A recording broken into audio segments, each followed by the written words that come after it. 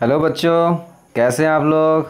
उम्मीद करता हूँ आप लोग बहुत अच्छे होंगे और घर पे रह के पढ़ाई कर रहे होंगे। चलिए अब मैं आप लोग के लिए एक नया वीडियो लाया हूँ और ये फिज़िक्स के डिपार्टमेंट से है। और ये मोशन इन स्ट्रेट लाइन का आपका बेसिक जितने भी टॉपिक्स उसमें हैं, जितने भी इम्पोर्टेंट पॉइंट्स हैं, वो मैं समझाने की कोशिश करूँगा। जो आपके NCERT CBSE बोर्ड में जो पूछे जाते हैं उसको दिमाग में रखते हुए सारी चीज़ों को मैं एक्सप्लेन करूँगा। तो चलिए, सबसे पहला आप जैसा कि स्क्रीन पर देख रहे हैं, रेस्ट एंड मोशन क्या होता है उसके बारे में हम लोग समझते हैं। रेस्ट क्या होता है उसको समझ लेते हैं और मोशन क्या होता है उसको हम लोग समझ लेते हैं। वैसे इस वीडियो में हम आपको 1 dimension, 2 dimension and 3 dimension motion के बारे में समझाऊँगा और उसके साथ ही साथ डिस्प्लेसमेंट और डिस्टेंस के कॉन्सेप्ट भी बताऊँगा। उसके साथ साथ जितने भी उसके यूनिट्स बनते हैं वो सारी चीज़ें आपको बताई जाएंगी। तो चलिए, व्हाट इज़ रेस्ट समझ लिया जाए।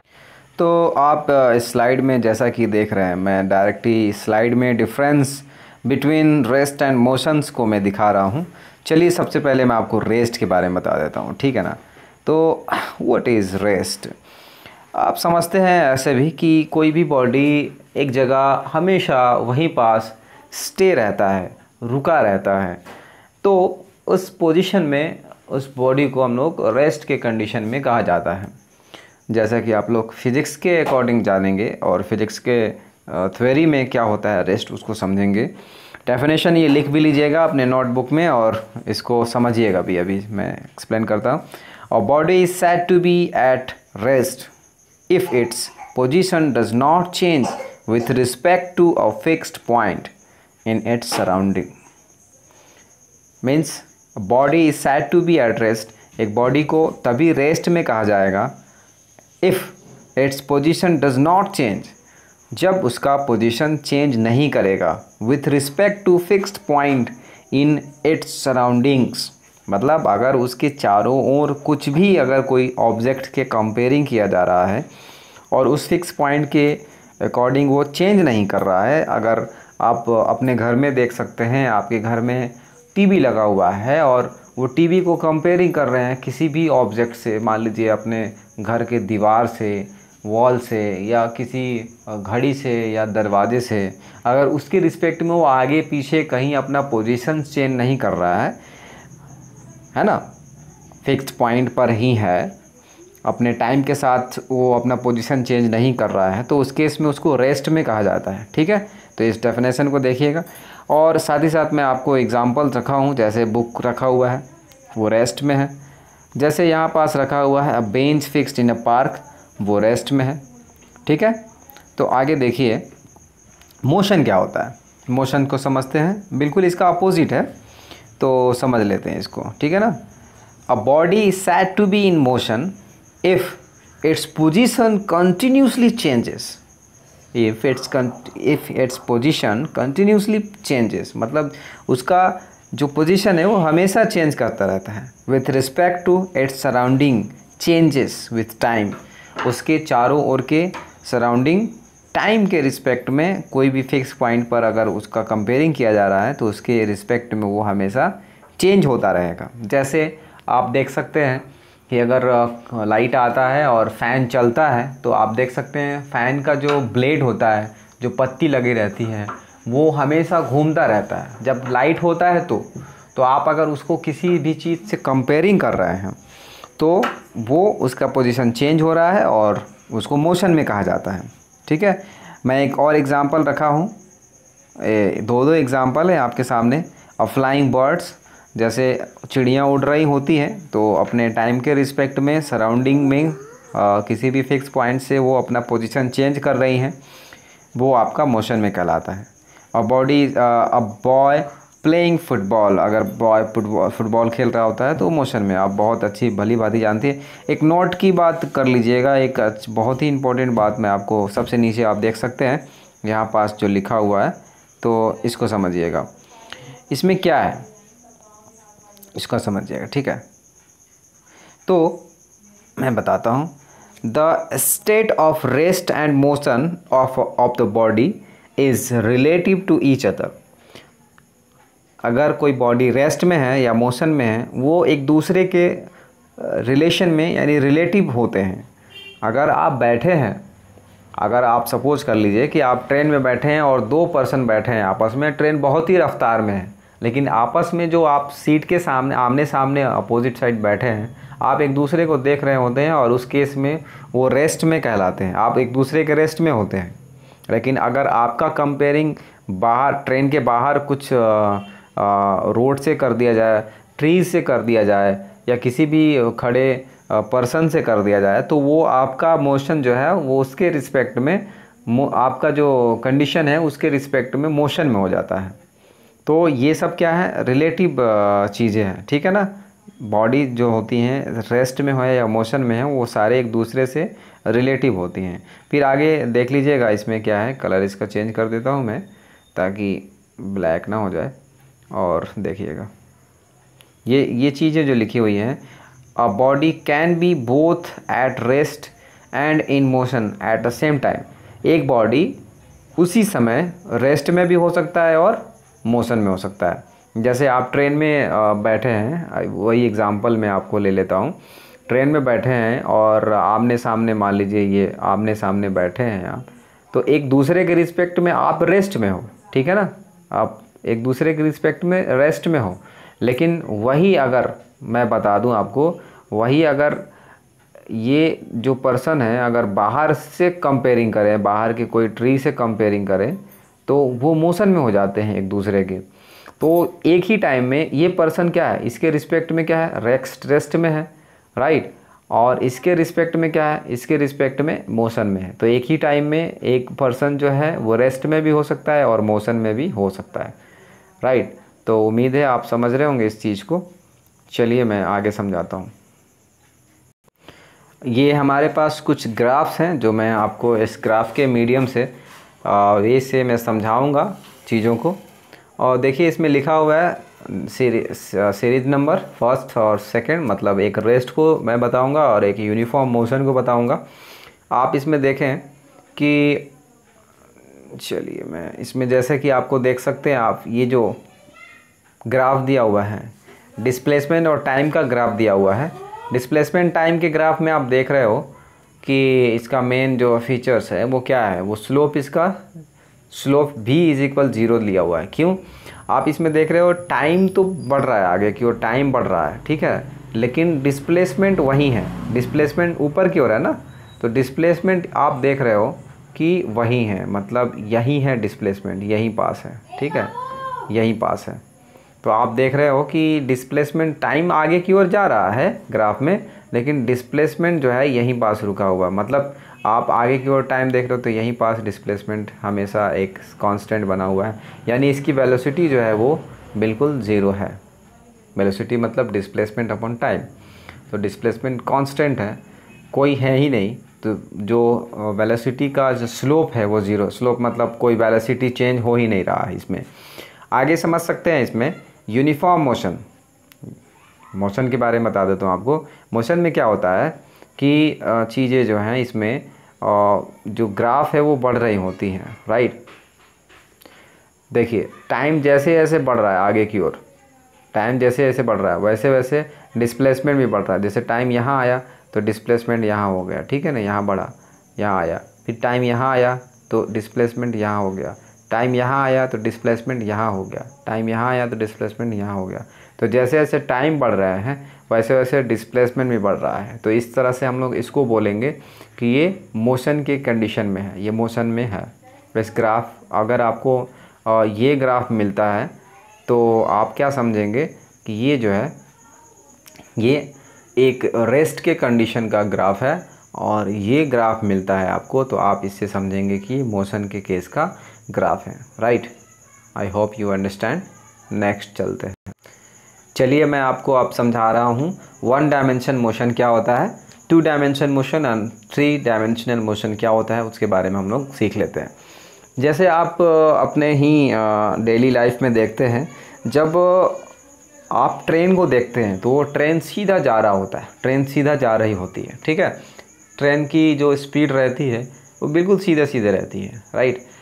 तो आप उस केस में, उस कंडीशन में आप उसको बोल सकते हैं कि वो 1 डायमेंशन मोशन कर रहा है, ठीक है। और जैसे आप स्नैक को देखे होंगे, स्नैक कैसे चलता है, वो घूम घूम के चलता है, मतलब लेंथ भी कवर करता है और थोड़ी सी वो विड्थ भी कवर करता है। तो वैसे केस में स्नैक्स का जो मोशन है इस टाइप से होता है। तो वैसे केस में देखिए आगे की ओर तो बढ़ ही रहा है, लेकिन थोड़ी सी ये जो है वो विड्थ को भी कवर कर रहा है। तो वैसे केस में उसको 2 डायमेंशन मोशन कहा जाता है। और एक केस होता है जिसमें जो होता है वो लेंथ भी कवर करता है। ठीक है, मैं इसको बता रहा हूँ आपको। जैसे एक केस होता है उसमें लेंथ भी कवर करता है और विड्थ भी, जैसे ये एक्स और ये वाई और जेड हो गया ये। तो आप देखेंगे कि ये आगे की ओर ऐसे अगर बढ़ रहा है, आसमान में उड़ रहा है ना, फ्लाई कर रहा है, तो ऐसे केस में हम लोग 3D मोशन कहा जाता है उसको। चलिए इसको डेफिनेशन के थ्रू समझते हैं और क्लियर करते हैं आपको। 1 dimension motion is a motion in straight line से in x direction. 1 dimension motion जो होता है स्ट्रेट लाइन का मोशन होता है और एक्स डायरेक्शन में चलता है। जैसे हमारे पास 3D शेप मिलेंगे, तो जैसे कि ये देखिए ये एक्स हुआ, ठीक है ना, ये एक्स हुआ, और ये हम नीचे वाले को वाई कर लेते हैं और इसको जेड कर लेते हैं, राइट। अब थोड़ा सा इसका कलर मैं चेंज करता हूँ, देखता हूँ कैसा है ये। तो आप समझ सकते हो ये 3D मोशन 3D केस में है, ये 3D में है। तो अगर कोई ऑब्जेक्ट सीधा एक्स एक्सिस में जा रहा है तो उसको 1 डायमेंशन मोशन कहेंगे। अगर वो एक्स वाई में जा रहा है, मतलब एक्स की ओर भी आगे की ओर बढ़ रहा है थोड़े थोड़े, और वाई की ओर भी बढ़ रहा है, मतलब एक्स वाई प्लेन में जा रहा है, प्लेन में मोशन कर रहा है, तो उसको 2D मोशन कहते हैं। और जब कोई ऑब्जेक्ट फ्लाई कर रहा होता है तो वैसे केस में उसको 3D मोशन कहा जाता है। तो चलिए डेफिनेशन आप जैसा कि समझें कि जब एक्स की ओर इधर की ओर मोशन करे केवल एक्स डायरेक्शन में, इधर नहीं करे, केवल एक्स डायरेक्शन में सीधा सीधा जाए। जैसे ट्रेन का जो रहता है, वो ट्रेन जो मोशन करता है वो उसको बोला जाएगा 1 डायमेंशन मोशन में। अगर जो नालियाँ जो बहती हैं हमारे गली घरों में, वो सीधा स्ट्रेट अगर मोशन कर रही है तो उसको 1 डायमेंशन मोशन में कहा जाएगा। 2 डायमेंशन मोशंस के बारे में थोड़ा समझते हैं, ठीक है ना। तो यहाँ हमारा 2 डायमेंशन मोशन है। 2 dimension motion is motion in plane से इन एक्स वाई डायरेक्शन। मतलब ऐसे रहेगा, देखिए थोड़ा सा मैं इसको, ये एक्स है और इसको मैं वाई कर लेता हूँ। आप कहीं भी ले सकते हैं, दोनों को परपेंडिकुलर ही होता है। ये एक्स है और ये वाई है, तो अगर मोशन इस वे में कर रहा है तो इसको हम लोग बोलते हैं ये 2 डायमेंशन मोशन है, राइट। अब मैं आपको बता रहा हूँ 3D मोशन क्या होता है। 3 dimension motion is a motion in space in X Y Z, मतलब तीनों में, जैसे ऐसे बताया ना मैं आपको, एक्स में, वाई में और जेड में, लाइक सभी में। जैसे फ्लाई कर रहा होता है कोई बर्ड्स, तो और जैसे कोई एरोप्लेन फ्लाई कर रहा है तो उसको 3D मोशन कहा जाता है। चलिए मैं इसका डायग्राम रखा हूँ, पिक्चर के हेल्प से समझाता हूँ। जैसा कि आप देख सकते हैं ये जो मोशन है वो कैसा मोशन है, ये 3D मोशन है। क्यों? क्योंकि ये एक्स और वाई और जेड तीनों में चल रहा होता है, मतलब लेंथ भी कवर करता है, विड्थ भी कवर करता है और आगे की ओर हाइट भी कवर करता है। और अगला जो देखेंगे आप, जैसे स्नैक का जो मोशन है वो कैसे कर रहा होता है, थोड़ी सी वो जो होता है वो अपना जो ये विड्थ भी कवर करता है और आगे की ओर भी बढ़ता है, राइट। तो आप ऐसे देख सकते हैं इसको। और नेक्स्ट है आपका 1D मोशन, मतलब 1 डायमेंशन मोशन। अगर कोई कार जो है वो सीधा स्ट्रेट लाइन में मोशन कर रही है तो उसको हम लोग बोल सकते हैं कि वो 1D मोशन है, 1 डायमेंशन मोशन है, ठीक है। तो आई होप कि ये समझ रहे होंगे चीज़ें। चलिए आगे देख लेते हैं क्या है।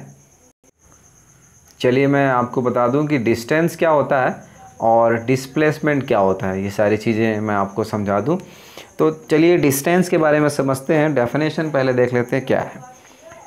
Distance, the total length of path travel by a particle और body in the given interval of time is called distance. मतलब डिस्टेंस जो होता है वो केवल लेंथ ऑफ पाथ होता है, लेंथ ऑफ पाथ का मतलब क्या होता है जानते हैं? जैसे कोई अगर ऑब्जेक्ट है और मान लीजिए कि ये वे है, इसका रास्ता है, अगर कोई ऑब्जेक्ट जो है वो इस वे में चल रहा है, मतलब यहाँ से स्टार्ट किया और यहाँ से ऐसे ऐसे ऐसे चलना शुरू किया और यहाँ से आया और पूरा कवर कर लिया, ठीक है ना, पूरा कवर कर लिया मतलब पूरा चल लिया। तो ऐसे केस में हम लोग को अगर डिस्टेंस पता करना होगा तो पाथ ऑफ लेंथ पूरा इसका कवर कर लेंगे, हम लोग मेज़र कर लेंगे। मतलब यहाँ से शुरू किया था ऑब्जेक्ट, कलर चेंज करके बताता हूँ आपको। अगर यहाँ से ऑब्जेक्ट शुरू किया था तो यहाँ से पूरा टोटल इसका पाथ ऑफ लेंथ कवर करेंगे, मेज़र करेंगे और हम इसको बताएंगे कि इतना डिस्टेंस कवर किया है। तो ये होता है डिस्टेंस। फिर से मैं बता देता हूँ आपको, the length, the total length of path travelled by a particle और body in the given interval of time. दिए हुए टाइम में, दिए हुए एक डेफिनेट टाइम में जो टोटल पाथ कवर करता है कोई भी ऑब्जेक्ट या बॉडी, उसको हम लोग डिस्टेंस कहते हैं। जैसे आप कहीं उठ कर के, आप अपने जगह से उठ कर के कहीं से भी टहल के आते हैं तो जितना मेज़र करेंगे आपका चला हुआ वो आपका डिस्टेंस होगा। लेकिन थोड़ी सी डिस्प्लेसमेंट में थोड़ी सी अंतर आ जाएगी, थोड़ा सा डिफरेंट आ जाएगा। चलिए मैं आपको पहले डिस्टेंस का यूनिट बता देता हूँ। आप डिस्टेंस को सेंटीमीटर में माप सकते हो, आप डिस्टेंस को मीटर में माप सकते हो, लेकिन आप याद रखना हमेशा सेंटीमीटर सीजीएस सिस्टम होता है, सेंटीग्राम सेकंड वाला, और मीटर जो होता है वो स्टैंडर्ड होता है, मतलब इंटरनेशनल सिस्टम ऑफ यूनिट, जिसको आपको याद रखना होगा, ठीक है, एसआई सिस्टम होता है। और डायमेंशनल फार्मूला क्या होता है तो आपको पता है कि मास को m से, लेंथ को l से और टाइम को t से डिनोट करते हैं। और क्योंकि लेंथ में केवल लेंथ में जो होता है डिस्टेंस में जो होता है वो लेंथ होता है, इसलिए केवल l आएगा और बाकी सारे क्वांटिटी जो रहेंगे वो क्या रहेंगे, जीरो रहेंगे, ठीक है ना। तो आपको मैं दिखाता हूँ कि ये केवल l का इसमें रहेगा पॉइंट, बाकी सब क्या रहेंगे, ये जीरो रहेगा। तो इसलिए m जीरो और लेंथ है, तो भाई डिस्टेंस कवर कर रहे हो तो लेंथ है, और t जो है आपका जीरो रहेगा, ठीक है। तो इस टाइप से आपका हो जाता है। चलिए इसमें नेक्स्ट है, distance is a scalar quantity. आप डिस्टेंस जब भी मेज़र करते हो तो उसको स्केलर क्वांटिटी आपको पता होगा, जिसमें केवल मैग्नीट्यूड होता है, डायरेक्शन नहीं होता है, उसको स्केलर क्वांटिटी कहा जाता है। तो डिस्टेंस में मतलब पूरा डिस्टेंस मेज़र कर रहे होते हो जब आप, तो उसमें डायरेक्शन का कोई रोल रहता नहीं है। It depends on the length of path followed by moving body. जो मूविंग बॉडी होती है वो पूरा ये लेंथ ऑफ पाथ पर डिपेंड करता है। ये डिस्टेंस इज़ ऑलवेज पॉजिटिव। हमेशा डिस्टेंस जो होता है आप पॉजिटिव होता है। आप यहाँ से इधर की ओर जाएंगे तो भी पॉजिटिव, मतलब अगर 5 मीटर चलते तो 5 मीटर बताएंगे, और पीछे जा रहे हैं तो भी 5 मीटर ही बताएंगे, क्योंकि डिस्प्लेसमेंट में थोड़ा सा अलग आने वाला है। तो उसके लिए मैं आपको ध्यान में ला देता हूँ कि ये ध्यान में रखिएगा। डिस्प्लेसमेंट क्या होता है उसको समझ लेते हैं। डिस्प्लेसमेंट क्या है भाई, देख लिया जाए। थोड़ा सा इसका कलर चेंज कर देता हूँ, और ये देखिए डिस्प्लेसमेंट क्या है। Displacement the change of positions of moving body in particular direction is called displacement. Displacement जो होता है the change of position moving body के द्वारा जो पोजीशन चेंज किया जाता है, एक सर्टेन पोजीशन चेंज किया जाता है पार्टिकुलर डायरेक्शन में। ये चीज़ ध्यान में रखिएगा, पार्टिकुलर डायरेक्शन में, एक डेफिनेट, एक निश्चित डायरेक्शन में, उसी को डिस्प्लेसमेंट कहा जाता है। The shortest distance of object is called displacement, ये भी आप कह सकते हो, ठीक है। तो डिस्प्लेसमेंट जो होता है वो देखिए बताता हूँ आपको, और डायग्राम के हेल्प से। जैसे आप एक सर्कल बनाते हैं और यहाँ से कोई ऑब्जेक्ट मूव करना शुरू करता है, मान लीजिए यहाँ से आया और यहाँ से यहाँ चलना शुरू किया, चलना शुरू करके यहाँ पास बंद कर दिया, ठीक है ना। अब कोई कहेगा कि आप बताओ कि डिस्प्लेसमेंट इसका कितना है, तो आप क्या बताओगे। तो एक देखो पार्टिकुलर डायरेक्शन जो बोला है ना, इसका बहुत बड़ा रोल है भाई, ध्यान में रखना इसको। पार्टिकुलर डायरेक्शन मतलब ये पार्टिकुलर डायरेक्शन नहीं है, ये हमेशा इसकी डायरेक्शन चेंज हो रहा है। ये इधर जाना चाहता था लेकिन इधर मुड़ा, ये इसका डायरेक्शन इधर है लेकिन इधर मुड़ा। तो ये पार्टिकुलर डायरेक्शन नहीं। पार्टिकुलर डायरेक्शन अगर पूछेगा यहाँ पे कि भाई डिस्प्लेसमेंट कितना हुआ यहाँ पास, तो आप सीधा सीधा यहाँ से लेकर यहाँ तक का लेंथ मेज़र कर लोगे, यही हो जाएगा डिस्प्लेसमेंट, राइट। फिर से समझना थोड़ा, अगर कोई बॉडी सर्कुलर मोशन कर रहा है, ठीक है, और यहाँ से मूव करना शुरू किया, यहाँ से मूव करना शुरू किया और यहाँ चलते चलते चलते चलते चलते चलते यहीं आ गया फिर से।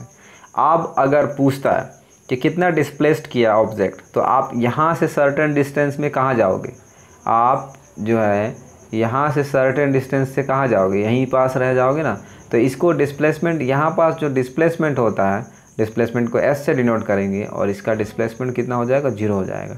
तो कितना भी दूर अगर कोई ऑब्जेक्ट जाकर घूम करके आता है और वहीं पास आ जाता है, उसी अपने ही पॉइंट पर आ जाता है, तो ऐसे केस में हम डिस्प्लेसमेंट को 0 सपोज करते। एक डिस्प्लेसमेंट का और एक मैं आपको एग्जांपल दे दूं। नेक्स्ट है आपका डिस्प्लेसमेंट का ही है, थोड़ा और दूसरे तरीके से इसको कैसे बताया जा सकता है वो चीज़ें मैं आपको समझाना चाहता हूं। तो डिस्प्लेसमेंट, ये देखिए लाइन देखिए, displacement travel by a body in particular direction. Particular direction, displacement क्या होता है, बॉडी जो होती है एक पार्टिकुलर डायरेक्शन में जो मूव करती है, जो डिस्टेंस कवर करती है, उसी को डिस्प्लेसमेंट कहा जाता है। आप अपने नोटबुक में ये लिख सकते हैं जो मैं बोल रहा हूँ, the shortest distance of object in certain direction is called displacement, ये भी आप लिख सकते हो।